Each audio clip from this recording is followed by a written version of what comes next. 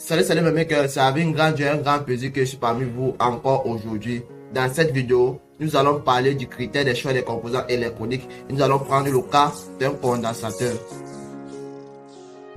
Avant de commencer, il est important de définir c'est quoi un condensateur. Un condensateur est un composant électronique passif, capable de stocker temporairement de l'énergie électrique sous forme de champ électrostatique. Il est constitué de deux armatures conductrices séparées par un isolant. Pour faire le choix d'un condensateur, il faut essentiellement prendre en considération les paramètres suivants: la nature du diélectrique, la valeur de la capacité et la tension nominale.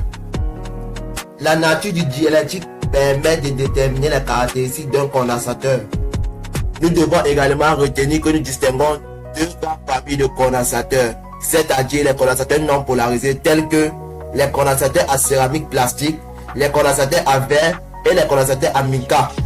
Également des condensateurs polarisés tels que les condensateurs à électrolytique solide et les condensateurs liquides.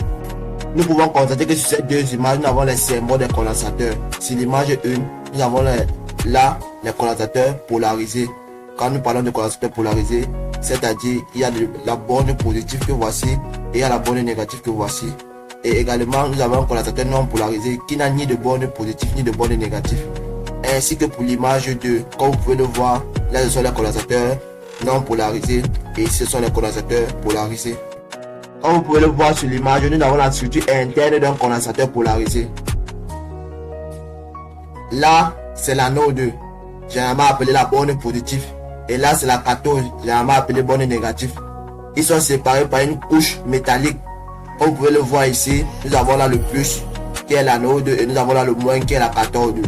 Le plus est généralement la plus longue patte, tandis que le moins a généralement la plus courte patte. Comme vous pouvez le constater, sur cette image, nous avons trois condensateurs qui sont des condensateurs polarisés. Celle du milieu a une valeur de 2200 microfarad et elle peut supporter une tension de 35 volts avec une température allant jusqu'à 105 degrés Celsius. Sur tous les condensateurs polarisés, nous avons toujours cette indication moins pour signifier la patte négative et l'autre patte qui est la patte positive. Comme vous pouvez le constater, sur cette image, nous avons affaire au condensateur non polarisé. Celle-ci a une valeur de 103 farad. La valeur de la capacité d'un condensateur s'exprime en farad. Ce dernier indique la quantité d'électricité qu'il pourra conserver. Sur cette image, nous avons deux tableaux comme vous pouvez le voir. Le premier tableau permet de déterminer la capacité, la tension maximale et la tolérance d'un condensateur, tandis que le deuxième tableau permet de décoder un condensateur.